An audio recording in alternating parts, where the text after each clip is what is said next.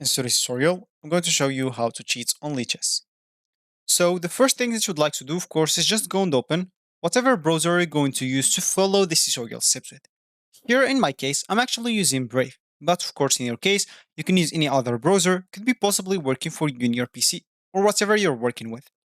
Could be Google Chrome, could be Microsoft Edge, Firefox, Opera, or any other browser, even Internet Explorer if it's working for you. Once you open your browser, simply go to this URL section and type lichess.org and hit the enter button. That should take you to this page, which is going to be the home screen or the main screen of lichess.org. Of course, here, the first thing that you would like to do is just go to the top right corner option sign in and click on it so you can actually sign in into your account if you have one. If you don't have an account, make sure to go and click on register so you can actually create an account in here. So for me, let me do that and I'm coming back.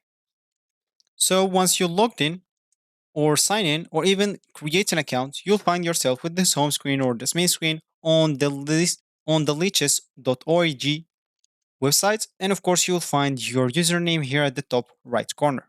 That means you're signed in. And from here, you can do a lot of other stuff. So as I said in the beginning of the tutorial, is we would like to show you how to cheat on Lichess. So first of all, cheating is forbidden on Lichess. You must not gain any external assistance in your game. You can't use a computer engine to evaluate a position or suggest a move. Doing so will only get your account banned. So any trying to cheat will just get your account banned, and you can cheat maybe one game or two, but it's gonna be it. You're gonna cheat, then it's gonna be GG.